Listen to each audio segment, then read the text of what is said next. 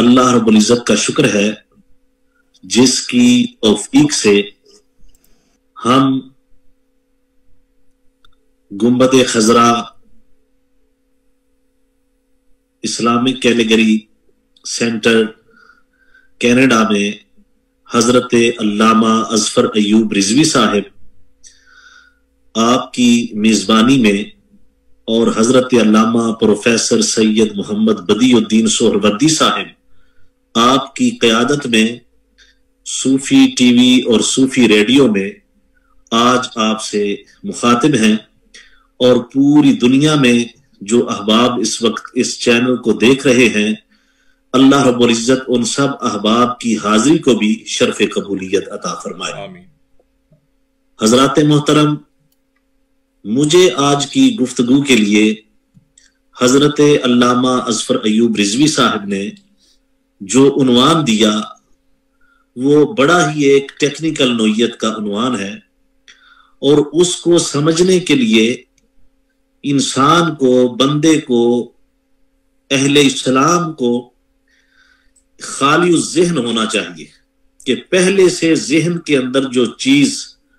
जिसकी इम्प्लीमेंटेशन हो चुकी हैं, जो ज़हन के अंदर भर दी गई हैं, उनको ज़हन में न रखा जाए और समझने के लिए एक लम्हे के लिए ज़हन को सारी नफरतों से पाक करके एक कोरे कागज की तरह रखकर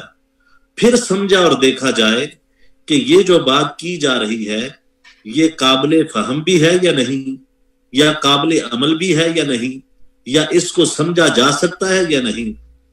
हमारा आज का जो मौजू है वो ये है कि हकीकत बिदअत, कि बिदा क्या है और शिरक क्या है। एक ही लम्हे में किसी नेक काम को, किसी अच्छे काम को उसकी निस्बत बिदअत से कर दी जाए या किसी ऐसे अच्छे काम की निस्बत जो है बगैर सोचे समझे उसको शिरक में कन्वर्ट कर दिया जाए, और एक तूफान जो है वो आलम इस्लाम के अंदर बपा कर दिया जाए शिरक व बिदअत का, कि हर काम जो है वो शिरक है, हर काम बिदअत है। तो इसलिए कोई भी नेक काम करने के लिए, कोई भी किसी काम के पास जाने के लिए बंदा कोशिश ना करे, हिम्मत ना करे और उसको शिरक और बिदअत का नाम देकर उम्मत को उससे दूर कर दिया जाए। ये एक फितना है जिसका सद्देबाब जरूरी है, जिसका हल जरूरी है, और इसका सलूशन और इसकी हकीकत को उम्मत तक, अहले इस्लाम तक पहुंचाना जरूरी है।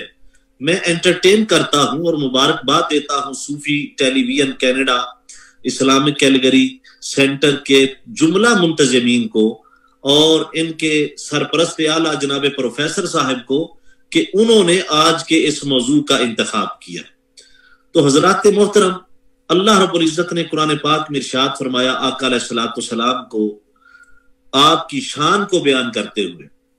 अल्लाह रब्बुल इज्जत ने फरमाया हुवल्लज़ी अरसला रसूलहु बिल हुदा व दीनिल हक लियुज़हिरहु अलद्दीन कुल्ली। अब देखिए, हर किसी का कोई तारुफ है, हर किसी की कोई पहचान है। अब पूरी दुनिया में जहां पे सूफी टीवी की बात होगी तो सुनने वाले जो इससे मुंसलिक हैं, जो जानते हैं, वो ये उसी वक्त सडनली क्लिक करेगा उनके माइंड में, अच्छा ये सूफी टीवी वही है ना जो अल्लामा अजफर अयूब साहब चलाते हैं, ये वही है ना जिसकी सरपरस्ती हजरत अल्लामा प्रोफेसर सैयद बदीउद्दीन सोहरवर्दी साहब करते हैं, या अमेरिका के अंदर मस्जिद नूरुल कुरान का नाम लिया जाए तो बंदा क्लिक करता है, जानने वाला जो अटैच है, साथी है, कि ये वही मस्जिद है मरकज़े अहले सुन्नत जिसके इमाम व खतीब हजरत अल्लामा कारी मोहम्मद एजाज साहिब हैं। तो एक पहचान होती है, किसी ना किसी चीज का कोई तारफ होता है। अल्लाह रब्बुल इज्जत किसी तारफ का मोहताज नहीं। अगर वो चाहे तो कायनात का जर्रा जर्रा उसका ऐलान करे, उसकी तौहीद की गवाही दे और बिलाशुबा देते भी हैं। अगर वो चाहे तो कह दे कि मैं मशरक व मगरिब का रब हूं, और वो कहता है, कुरान हकीम के अंदर मौजूद है। और इसी तरह सारी कायनात जब उसने पैदा की, हजरत आदम अलैहिस्सलाम से लेके हजरत सैयदना ईसा अलैहिस्सलाम तक जितने जलीलुल कदर अंबिया हैं वो उसी अल्लाह की तख्लीक है, उसी की मखलूक है। لیکن جب اپنے تعارف کی باری آئی تو اللہ رب العزت نے فرمایا اچھا اچھے طریقے سے جاننا چاہتے ہو کہ میں کون ہوں، میں کون اللہ ہوں، میں کون خالق ہوں، میں کون مالک ہوں، تو اس نے فرمایا آؤ میں تمہیں بتاتا ہوں، والذی ارسل رسولہ بالہدی ودین الحق، میں وہ خدا ہوں، میں وہ الہ ہوں جس نے اس رسول محمد مصطفیٰ صلی اللہ علیہ وآلہ وسلم کو دین ہدایت کے ساتھ مبعوث فرمایا اور حق کے ساتھ میں نے مبعوث فرمایا، لِيُظْهِرَهُ عَلَى الدِّينِ كُلِّهِ، اور اس دین کو جو میں نے دین محمد مصطفیٰ صلی اللہ علیہ وآلہ وسلم کو عطا فرمایا ہے، وہ دین پوری دنیا کے اوپر غالب لانے کے لیے، پوری دنیا کے اندر اس کا امپلیمنٹیشن کرنے کے لیے میں نے محمد مصطفیٰ صلی اللہ علیہ وآلہ وسلم کو بھیجا ہے۔ اب یہ آیت تلاوت تو کر لی، اب دیکھیے اللہ رب العزت نے ارشاد فرمایا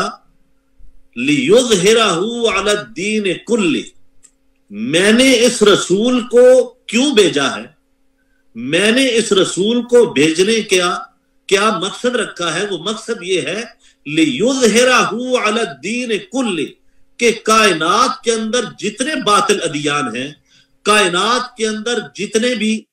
وہ دوسرے مذاہب ہیں، ان سارے مذاہب اور سارے ادیان کے اوپر دین اسلام کو غالب کرنے کے لیے میں نے رسول اللہ صلی اللہ علیہ وآلہ وسلم اور محمد مصطفیٰ صلی اللہ علیہ وآلہ وسلم کو بھیجا ہے۔ تو حضرات محترم توجہ فرمائیے کہ اللہ کا دین ایک عالمی دین ہے، یہ کسی ایک علاقے کے لیے نہیں ہے،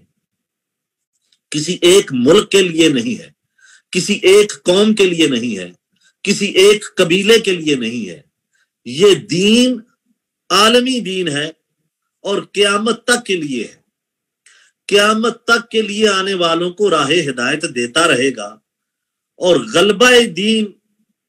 اشاعت علوم کا کام یہ جاری رہے گا۔ غلبہ دین کے لیے جیسے آقا علیہ الصلوۃ والسلام کو بھیجا تھا، اسی طرح یہ غلبہ دین کی کوشش جاری رہے گی، اشاعت علوم کا سلسلہ جاری رہے گا، اقامت دین کا سلسلہ جاری رہے گا،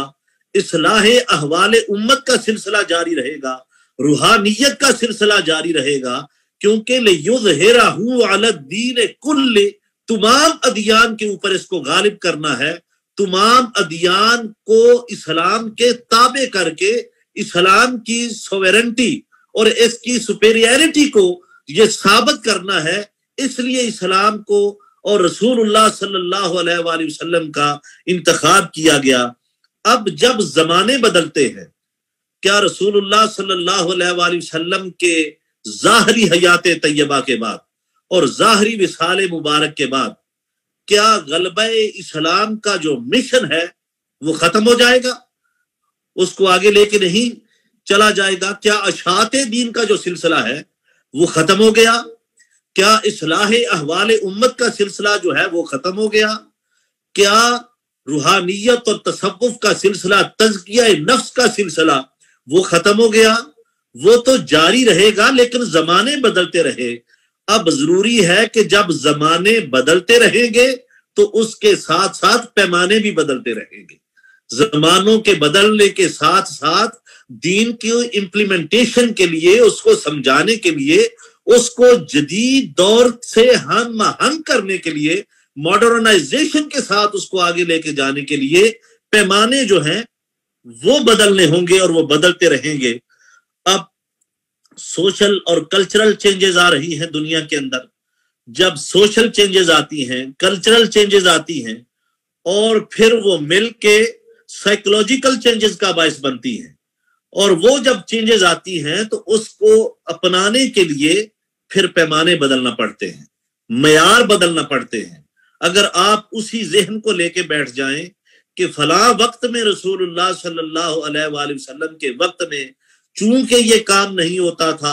چونکہ رسول اللہ صلی اللہ علیہ وآلہ وسلم نے یہ کام نہیں کیا تھا، تو اب یہ دوڑتا ہوا جو وقت ہے، اس کی جو دوڑ ہے، جو ماڈرنائزیشن ہے، جو ایک گلوبل ولیج دنیا بن چکی ہے، اس کے مطابق جو ہے پھر تو چونکہ دین تو ہے لِیُظْہِرَہُ عَلَى الدِّینِ کُلِّ، تو اگر آپ اس کے ساتھ نہیں چلیں گے اور اپنی سمجھ کو محدود کر لیں گے تو پھر استغفر اللہ دین اسلام ہدایت کا باعث آج کی جنریشن کے لیے بن سکے گا اور آج کے بعد آنے والی جنریشن کے لیے نہیں بن سکے گا۔ اب دیکھیے ہر کسی کا اپنا اپنا کام ہے۔ حضرت امام بخاری رحمت اللہ تعالی علیہ نے جو کام کیا، یہ بڑی توجہ طلب بات ہے اہل علم کے لیے کہ حضرت امام بخاری رحمت اللہ علیہ نے جو کام کیا احادیث کو جمع کرنے کا، وہ کام تو شاید صحابہ کرام رضوان اللہ علیہم اجمعین بھی نہیں کر سکے۔ اگر 1400 سال تک ان کی عمریں اتنی لمبی ہوتی، 1400 سال تک صحابہ کی زندگیاں ہوتی، تو تدوین حدیث یا جمع حدیث یا جرح و تعدیل کی ضرورت ہی نہ پڑتی، چونکہ وہ ایک ہی طبقہ تھا جن کو کسی واسطے کی ضرورت نہیں تھی۔ وہ تو فرسٹ جنریشن تھی جو رسول اللہ صلی اللہ علیہ وآلہ وسلم کے سامنے بیٹھ کے گفتگو سنتے،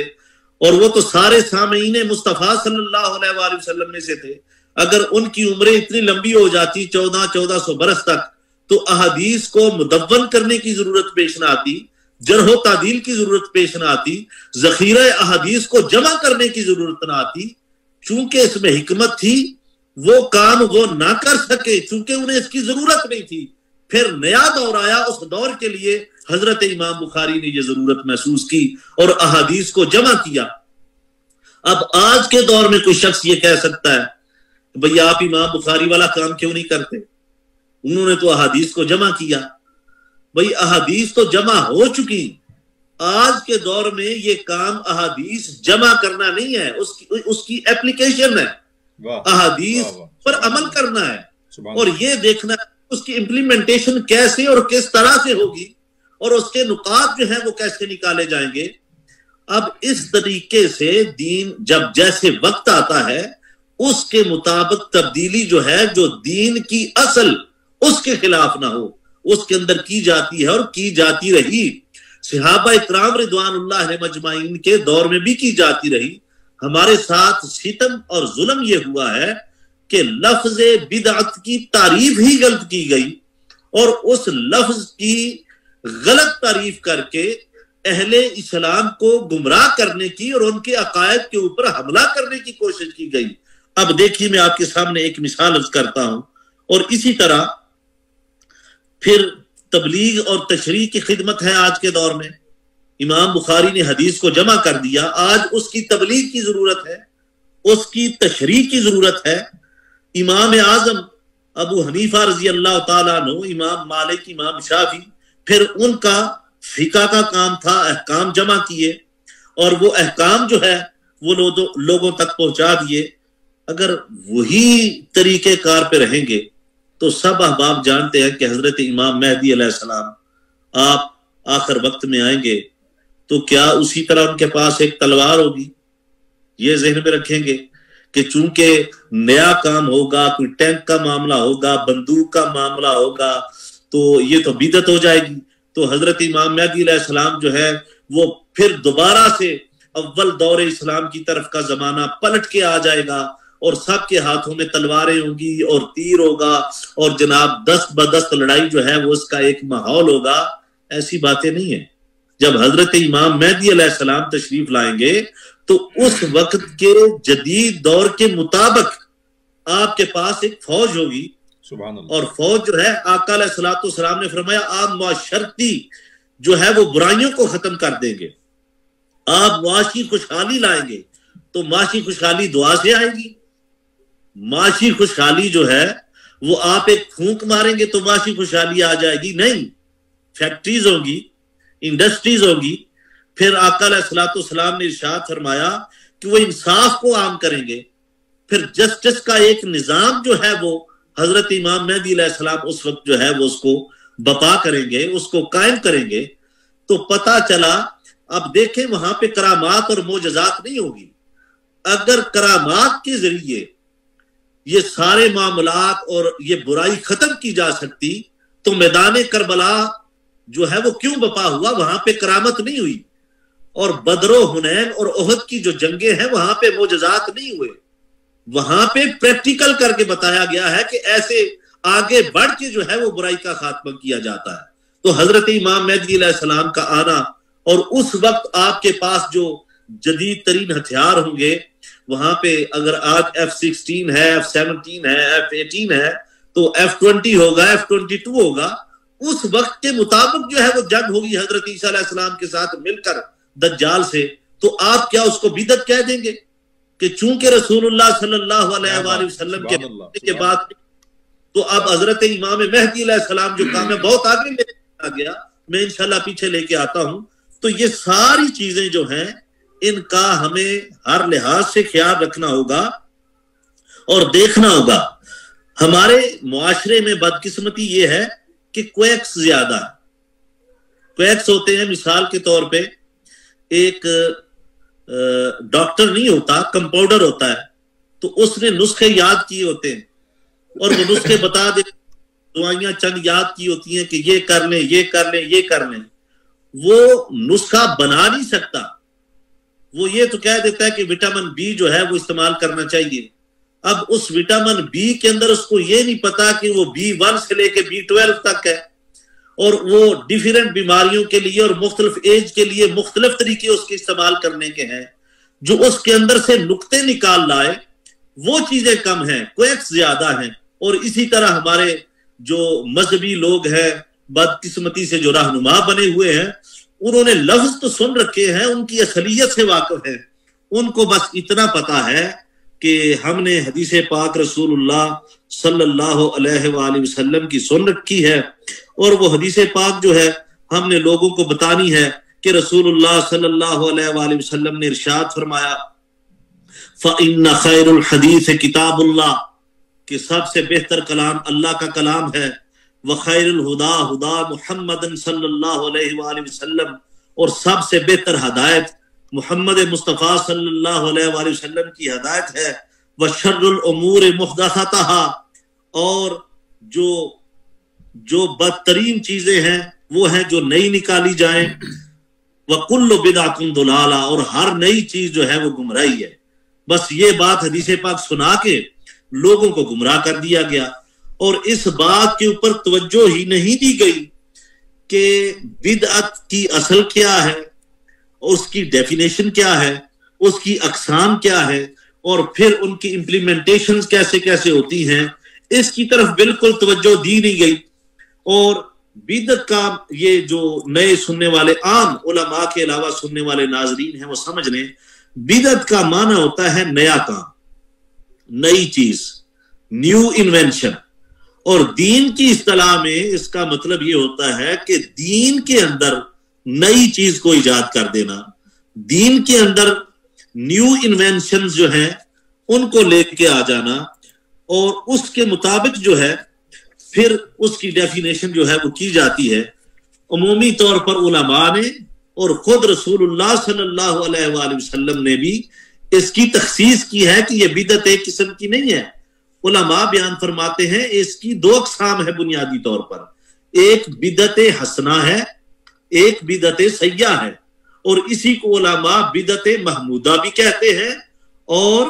بدعت مذمومہ بھی کہتے ہیں. یہ ان کی اقسام بدعت کی بیان کی گئی ہیں کہ بدعت حسنہ وہ ہے کہ ایسا نیا کام جس کے کرنے سے دین کی اصل میں فرق نہ پڑے، دین کی اصل ویسی کی ویسی ہی رہے اور اس کو طاقت ملے، تقویت ملے، دین پھیل جائے، اس میں آسانی پیدا ہو، اس کو بدعت حسنہ کہتے ہیں. اور بدعت سیئہ کسے کہتے ہیں؟ جو دین کی اصل سے ٹکرائے، جو قرآن و سنت سے ٹکرا جائے اور قرآن و سنت کی اصل کے خلاف ہو، اس کو بدعت سیئہ کہتے ہیں یا بدعت مذمومہ کہتے ہیں. اب حضرت عمر رضی اللہ تعالیٰ عنہ کا نماز تراویح کا ایجاد کرنا، یہ توجہ فرمائیے گا. اور حضرت عمر فاروق رضی اللہ تعالیٰ عنہ نے اس کو باجماعت پورا رمضان کا مہینہ پڑھا. صحابہ کرام رضوان اللہ علیہم اجمعین نے سوال کیا کہ رسول اللہ صلی اللہ علیہ وآلہ وسلم کے دور میں تو باجماعت پورا رمضان کا مہینہ نہیں پڑھی جاتی تھی، حضرت ابو بکر صدیق رضی اللہ تعالیٰ عنہ کے دور میں بھی نہیں پڑھی جاتی تھی، تو یہ تو ایک نیا کام ہے، بدعت ہے دین کے اندر. تو حضرت سیدنا عمر فاروق رضی اللہ تعالیٰ عنہ نے ارشاد فرمایا نعمت البدعۃ ھذا، یہ بدعت ہے، نیا کام ہے، لیکن اچھا نیا کام ہے. کیا بات. اس کے کرنے مسلمانوں کے اندر ایک یونٹی کا مظاہرہ ہوگا، اور یہ مسلمانوں کے لیے ایک اچھا کام ہے. معاشرے کے اندر، سوسائٹی کے اندر اس کا ایک اچھا تاثر ہے. مسلمان کی پہچان اچھے طریقے سے لوگوں کے سامنے جائے گی، تو اس کو نعم البدعۃ، یعنی کہ بدعت حسنہ. اور ایک دوسری حدیث پاک میں الفاظ اس طرح کے ہیں کہ حضرت عمر فاروق رضی اللہ تعالیٰ عنہ نے ارشاد فرمایا ھذہ بدعۃ و بدعۃ حسنہ. ڈائریکٹلی بدعت حسنہ کے الفاظ استعمال کیے کہ یہ بدعت ضرور ہے، نیا کام ضرور ہے، لیکن یہ بدعت حسنہ ہے، یہ اچھا کام ہے، یہ اچھا نیا کام ہے جو دین کو طاقت عطا کرتا ہے. اب علماء نے اس بدعت کی آگے مزید پھر 5 اقسام بیان کی ہیں. علماء بیان فرماتے ہیں کہ اس کی 5 اقسام کچھ یوں ہیں کہ پہلی قسم کا نام ہے بدعت واجبہ، دوسری کا نام ہے بدعت مستحبہ، تیسری کا نام ہے بدعت مباحہ، چوتھی کا نام ہے بدعت مکروہہ، اور 5ویں کا نام ہے بدعت محرمہ. یہ 5 بدعت کی اقسام علماء نے پھر بیان کی ہیں. اور ان میں علماء بیان فرماتے ہیں کہ جو بدعت واجبہ ہے، اب یہ ایک بڑی توجہ طلب بات ہے، اس میں کون سی چیز شامل ہے کہ جو ہر حالت میں واجب ہے، وہ بدعت کرنا واجب ہے. بدعت واجبہ کا نام جس کو دیا گیا، ذرا توجہ فرمائیے اہل علم حضرات، وہ کون سی بدعت ہے جو واجب ہے، جو رسول اللہ صلی اللہ علیہ وسلم کے دور میں تو نہیں تھی، آپ نے نہ وہ سکھائی نہ پڑھائی، لیکن امت کے اوپر وہ واجب ہے. وہ کون سی بدعت ہے؟ وہ بدعت ہے کہ علم نحو و صرف کا سیکھنا، کہ نحو و صرف کے علم کو سیکھنے سے قرآن پاک کے الفاظ کی ادائیگی کی سمجھ آتی ہے، حدیث پاک کے الفاظ کی ادائیگی کی سمجھ آتی ہے. اور جب صحیح الفاظ کی ادائیگی کی سمجھ آئے گی تو پھر اس کا اصل معنی سمجھ میں آئے گا. تو علم نحو کا، علم صرف کا علماء کے لیے سیکھنا واجب ہے، یہ مستحب نہیں ہے، یہ واجب ہے. تو اس کو بدعت واجبہ کہا گیا. اگر آپ یہ نہیں سیکھیں گے تو آپ دین کا علم ہی نہیں حاصل کر سکتے. آپ قرآن حکیم کی اصل روح اور اس کے اصل مطالب اور اصل معنی کی طرف نہیں پہنچ سکتے اگر اس بدعت واجبہ کی طرف نہیں آئیں گے. ہے کوئی مائی کا لال یہ بتائے کہ آقا علیہ الصلوۃ والسلام نے صحابہ اکرام کو صرف و نحو پڑھایا ہو؟ آقا علیہ الصلوۃ والسلام نے جرح و تعدیل کی بات کی ہو صحابہ اکرام رضوان اللہ علیہم اجمعین کے سامنے؟ جب اس وقت علم نحو اور علم صرف نہیں پڑھایا گیا تو آج کے دور میں یہ واجب ہے پڑھنا. تو ہے تو بدعت، لیکن یہ بدعت واجبہ ہے، پڑھنا ضروری ہے. تو اس لیے یہ بدعت واجبہ کو بھی یاد رکھنا ہوگا. یہ کل بدعت ضلالہ کی رٹ لگانے والے اس طرف بھی ذرا توجہ کریں. اور جو سب سے بڑے سٹیک ہولڈر ہیں اس بات کے، جو اس حدیث پاک کو انٹرٹین کرتے ہیں سب سے بڑھ کر، اور اس کا اعلان اور پرچار کرتے ہیں جمعے کے ہر خطبے میں، تقریر کے ہر خطبے میں، کل بدعت ضلالہ، کل بدعت ضلالہ کی رٹ لگانے والے، وہ خود یہ بتائیں کیا ان کے مدارس میں یا انہوں نے جب دین پڑھا تو کیا علم صرف نہیں پڑھا، علم نحو نہیں پڑھا؟ تو کیا رسول اللہ صلی اللہ علیہ وآلہ وسلم نے صحابہ کو پڑھایا یا سکھایا؟ تو آج آپ کے سیکھنے کے لیے یہ واجب ہے. قرآن حکیم کی آپ کو اصل اور کلی طور پہ علم نحو اور صرف کے بغیر سمجھ نہیں آ سکتی. تو یہ بدعت واجبہ ہو گئی. اس کا سیکھنا ہر اس کے لیے ضروری ہے جو قرآن پاک کو سیکھنا چاہتا ہے یا دین کا خادم اور دین کا طالب علم بننا چاہتا ہے، اس کے اوپر یہ واجب ہے. اب یہ تو ہوگی قسم ایک بدعت واجبہ کی، اور اسی کے ذریعے آگے آیات اور احادیث کے صحیح معنی کی پہچان ہو سکتی ہے، اس کے بغیر نہیں ہو سکتی. آگے ہے بدعت مستحبہ، کہ جو کام آپ کر لیں تو وہ آپ کے لیے مستحب ہو جاتے ہیں، ثواب کا باعث بن جاتے ہیں. مثال کے طور پہ مسافر خانوں کی تعمیر ہے. یہ اس وقت رسول اللہ صلی اللہ علیہ وآلہ وسلم کے دور میں نہیں تھی. اب دینی مدارس کا باقاعدہ ایک نظام اور باقاعدہ دینی مدارس کا قیام یہ ہے، اور اسی میں میلاد النبی صلی اللہ علیہ وآلہ وسلم کی سیلیبریشنز بھی ہیں. اس میں میلاد النبی صلی اللہ علیہ وآلہ وسلم کو منانا بھی ہے، بزرگان دین کے اعراس مبارکہ بھی اس میں شامل ہے، اور مسلمانوں کی خیر خواہی کا ہر کام اس کے اندر شامل ہے. اور اس طریقے سے یہ ایک قسم ہے. پھر علماء نے ایک قسم بدعت مباحہ کی بیان کی ہے، اس میں وہ یہ لکھتے ہیں کہ کھانے پینے کی لذیذ چیزوں کا کثرت سے استعمال کرنا، کہ کھانے پینے کی چیزیں جو لذیذ ہیں ان کا کثرت سے استعمال کیا جائے۔ اب یہ نہ کہا کریں کہ فلاں کام ہے، فلاں حدیث ہے، فلاں حدیث ہے، اب اس کے مطابق یہ ہو گیا۔ میلاد النبی صلی اللہ علیہ وآلہ وسلم کے موقع پہ تو بدعت یاد آ جائے، یہ یاد رکھنا چاہیے کہ رسول اللہ صلی اللہ علیہ وآلہ وسلم کا ہر عمل مبارک سنت ہے، اور ہر وہ کام جو سنت کے اگینسٹ ہے وہ بدعت ڈکلیئر کیا جائے گا۔ اب آقا علیہ الصلوۃ والسلام کا کھانا کھانا، تناول فرمانا، یہ بھی سنت ہے، اور جس طریقے سے اور جتنا رسول اللہ صلی اللہ علیہ وآلہ وسلم کھانا تناول فرماتے تھے، اب اس کے اگینسٹ جانا، اس سے آگے چلے جانا یا نیچے آ جانا بدعت کا باعث ہوگی۔ اب ایک معاملہ ہمیشہ ہمارے دسترخوان پہ پیش آتا ہے، یہ تھوڑا سا اس میں وہ مزہ بھی ہو جائے گا۔ جب بھی دسترخوان پہ ہم بیٹھتے ہیں تو میں نے ہمیشہ دیکھا ہے کہ یہ معاملہ پیش آتا ہے، خاص طور پر علماء کے دسترخوان میں، عوام الناس کے دسترخوان میں۔ جب کھانا کھاتے ہیں، کھانا کھانے کے بعد جب میٹھے کی باری آتی ہے تو عموماً لوگوں نے یہ بات یاد کی ہوئی ہے، وہ کہتے ہیں کہ لے جی میٹھا تو کھائیں نا۔ بندہ کہتا ہے نہیں جی میں رج گیا ہوں، میرا پیٹ بھر گیا، میں نہیں کھاؤں گا۔ وہ کہتے ہیں جی میٹھا تو کھانے کے بعد سنت ہے، یہ تو کھائیں۔ تو میں اکثر حضرت علامہ اظفر ایوب رضوی صاحب زیدہ مجدہ آپ کی وساطت سے یہ پیغام پہنچانا چاہتا ہوں کہ جو لوگ یہ بات کہہ دیتے ہیں کہ کھانے کے بعد میٹھا کھانا سنت ہے، ان کے اوپر ایک سوال ہے کہ سب سے پہلے تو یہ ثابت کرنا ہوگا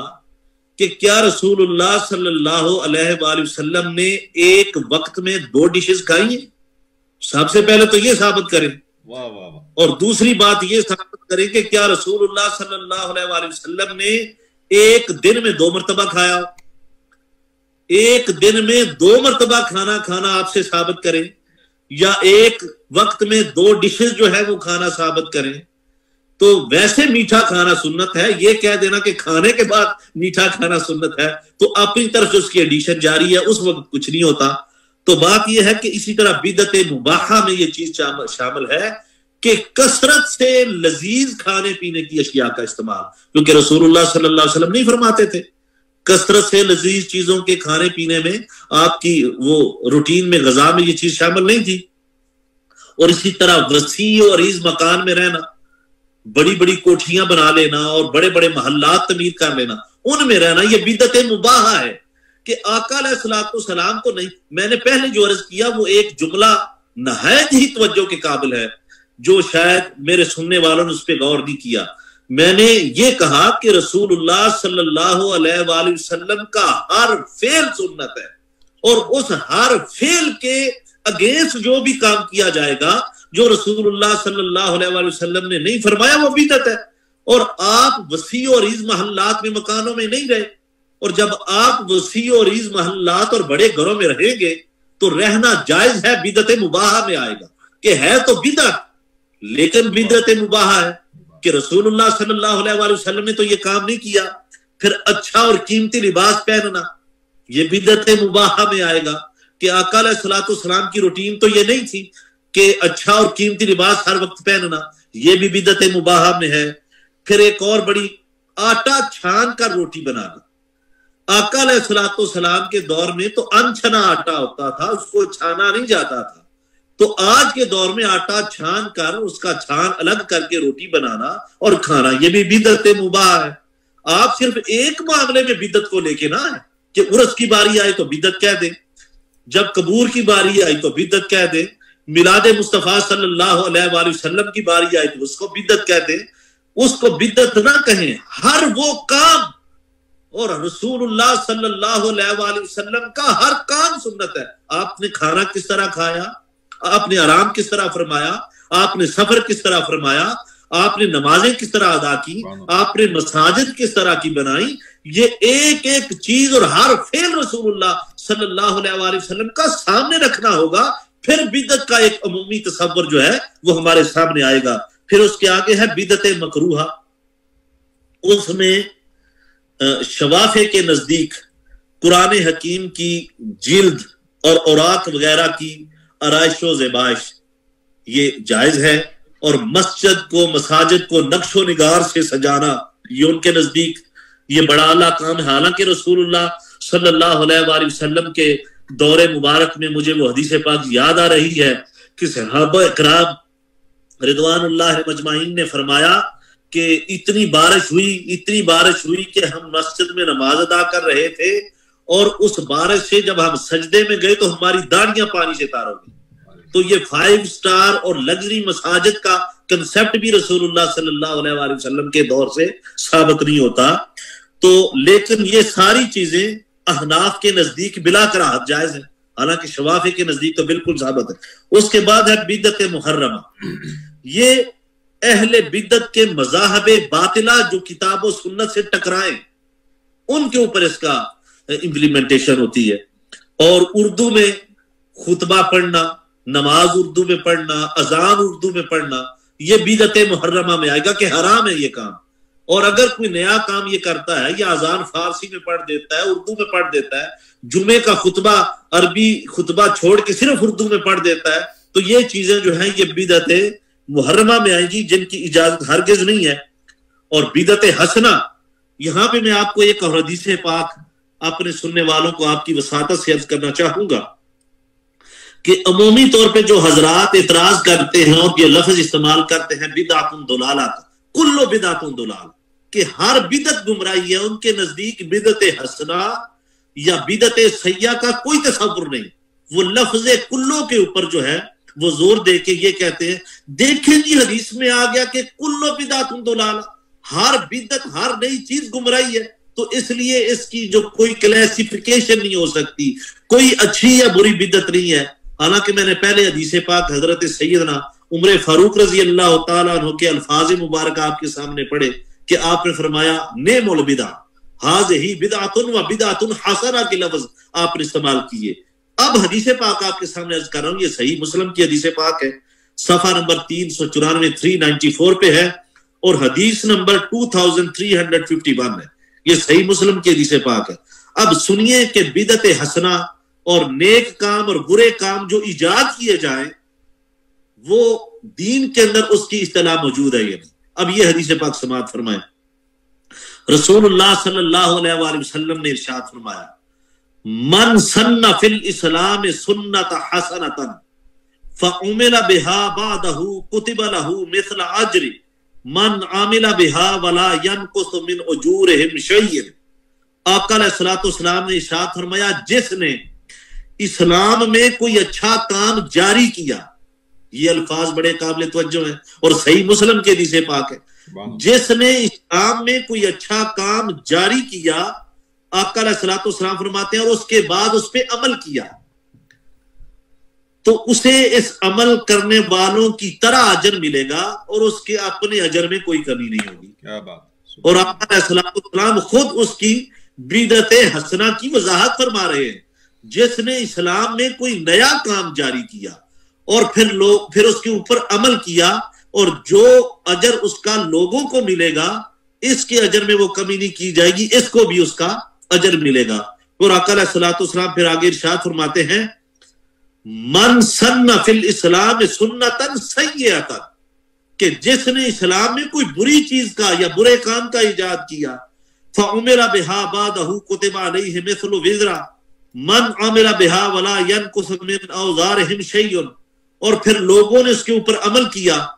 تو جو گناہ لوگوں کو ملے گا اس کے گناہ کے اندر کمی نہیں کی جائے گی، اس کو بھی اس کا گناہ ملتا رہے گا۔ تو یعنی کہ نئے کام کے دو طریقوں کا ہونا، بدعت حسنہ اور بدعت سیئہ، یہ دونوں الفاظ اس حدیث پاک سے ثابت ہے جو صحیح مسلم کی حدیث پاک آپ کے سامنے میں نے عرض کر دی۔ اور یہ رسول اللہ صلی اللہ علیہ وآلہ وسلم کی حدیث پاک کو اس کے مطالب اور معنی کو نہ سمجھ کے کانٹ چھانٹ کے غلط انٹرپریٹیشن کر کے لوگوں کے سامنے بیان کرنا، یہ خیانت ہے دین کے اندر، اور رسول اللہ صلی اللہ علیہ وآلہ وسلم کے فرمان کے ساتھ خیانت ہے۔ اچھا میلاد کی سیلیبریشن، اس کا جلوس مبارک نکالنا، اچھا میں پہلے اس بعد میں آتا ہوں کہ جو بدعت حسنہ ہیں جو ایجاد کی گئی جن کی مثالیں ملتی ہیں، پہلی بات تو یہ ہے کہ حضرت عمر فاروق رضی اللہ تعالیٰ عنہ آپ کا نماز تراویح با جماعت پورا مہینہ 20 رکعت اس کا مسجد نبوی شریف میں اجرا فرمانا، یہ رسول اللہ صلی اللہ علیہ وسلم کے دور میں نہیں تھا اور آج پڑھا جاتا ہے ہر جگہ پہ۔ پھر حضرت ابو بکر صدیق رضی اللہ تعالیٰ عنہ نے قرآن پاک کو جمع کرنے کا کام شروع کیا اور اس کی تکمیل حضرت سیدنا عثمان غنی رضی اللہ تعالیٰ عنہ نے فرمائی، اور اس کے بعد حضرت عثمان غنی ذی النورین رضی اللہ تعالیٰ عنہ کے دور میں یہ بڑی امپورٹنٹ بات ہے، جمعہ کی دوسری اذان کا آغاز ہوا۔ اب ہر کوئی جو بدعت کی رٹ لگاتا ہے، ہر کسی کی مسجد میں جمعہ کی 2 اذانیں ہوتی ہیں، کوئی آخر پہ پڑھ لیتے ہیں 2 جو احناف ہیں، اور جو غیر مقلدین ہیں یا شوافی یا حنابل ہیں وہ اول میں پڑھ لیتے ہیں، لیکن جمعے کی دوسری اذان کا آغاز جو ہے یہ حضرت سیدنا عثمان غنی رضی اللہ تعالیٰ عنہ کے دور میں ہوا، اس کو اپنا لیتے ہیں۔ اور اس کے بعد قرآن حکیم کے اوپر آراب اور نقات کا جو کام ہے یہ حجاج بن یوسف نے کیا۔ اب آپ اس کے بعد، میں تو کہتا ہوں کہ یہ ایک تو عجم ہے نا، ہم لوگ ہیں جو عربی نہیں ہیں،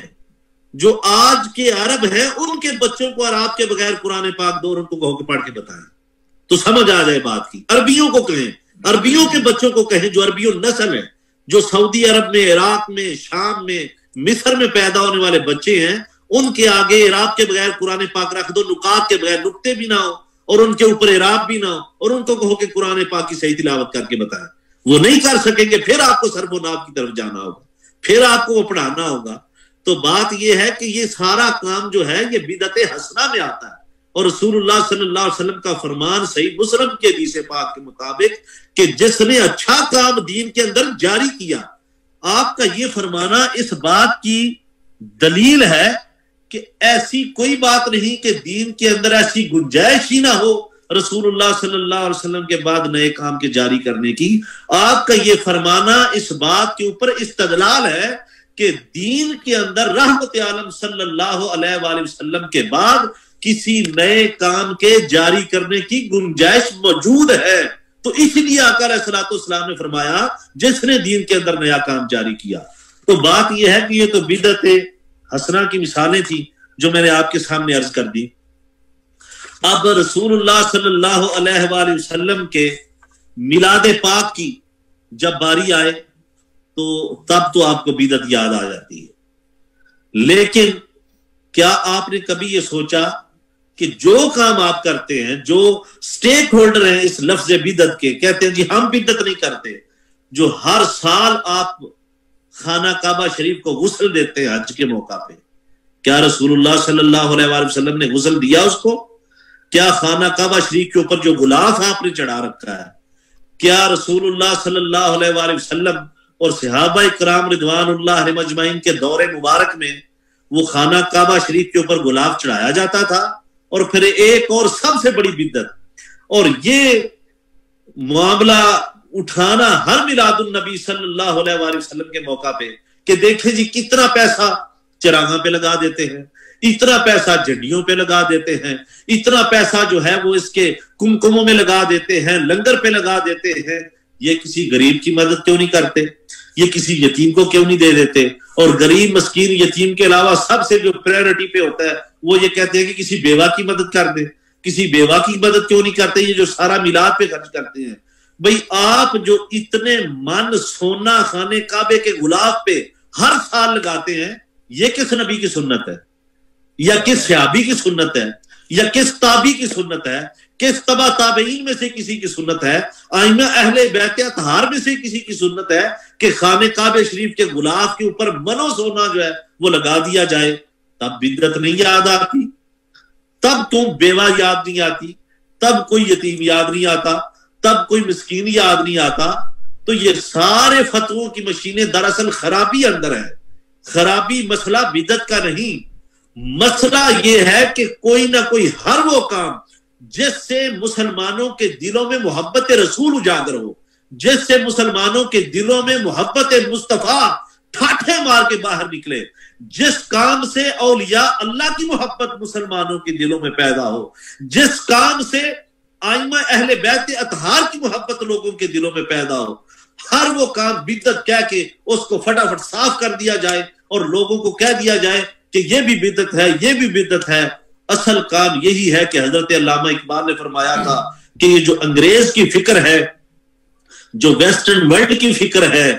وہ یہی ہے کہ یہ فاقہ کش جو موت سے ڈرتا نہیں ذرا، روح محمدن کے دلوں سے نکال دو، اور فکر عرب کو دے کے فرنگی تخیلات، اسلام کو حجاز و یمن سے نکال دو۔ اصل مسئلہ یہ ہے کہ یہ محبت مصطفیٰ اور عشق مصطفیٰ اور اولیاء اللہ کی محبت، اہل بیت اطہار کی محبت، صحابہ اکرام رضوان اللہ علیہم مجمعین کا ادب، ازواج رسول کا ادب، یہ ادب نام کی ہر چیز بدعت یا شرک کا نام لے کے مسلمانوں کے دلوں سے نکال دی جائے۔ یہ سازش اس امت کے ساتھ ہے جس کو ہمیں سمجھنا ہوگا۔ اپنی باری آئے بس ٹھیک ہے جی، ڈاکٹر کے پاس بھی جا رہے ہیں، مدد بھی لے رہے ہیں، لیکن جب کوئی مسلمان کسی کی اولیاء اللہ کی بارگاہ میں چلا جائے، رسول اللہ صلی اللہ علیہ وآلہ وسلم سے استغاثہ طلب کر لے، رحمت عالم صلی اللہ علیہ وسلم کے دامن رحمت میں پناہ لینے کی بات کرے، تو اس وقت شرک کے فتاوی آ جاتے۔ دیکھیں جی، سمیع تو اللہ ہے، بصیر تو اللہ ہے۔ بھئی سمیع بصیر کا مطلب یہی ہوتا ہے نا، سننے اور دیکھنے والا۔ تو کیا آپ سننے اور دیکھنے والے نہیں ہیں؟ جس قرآن میں اللہ رب العزت نے رؤوف الرحیم کا لفظ اپنے لیے استعمال کیا، اسی قرآن میں اللہ رب العزت نے رؤوف الرحیم کا لفظ رسول اللہ صلی اللہ علیہ وآلہ وسلم کے لیے بھی استعمال کیا۔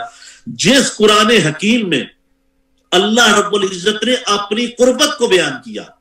اللہ رب العزت نے ارشاد فرمایا نحن اقرب الیہ من حبل الورید، کہ میں شارک سے زیادہ قریب ہوں، اسی قرآن میں اللہ رب العزت نے قربت مصطفیٰ کو بیان کیا اور ارشاد فرمایا النبی اولا بالمؤمنین من انفسہم۔ جب یہ بات آئے تو شرک کی رٹ لگا دی جاتی ہے۔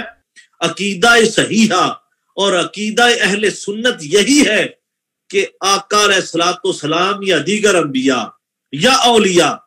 کسی کے پاس جو بھی مقام و مرتبہ ہے، جس کے پاس جتنا بھی درجہ ہے، وہ درجہ اللہ رب العزت کا عطا کردہ درجہ ہے۔ اللہ کی صفات ذاتی صفات ہیں۔ جب آپ یہ عقیدہ رکھیں گے کہ رسول اللہ صلی اللہ علیہ وآلہ وسلم غیب دان نبی ہیں،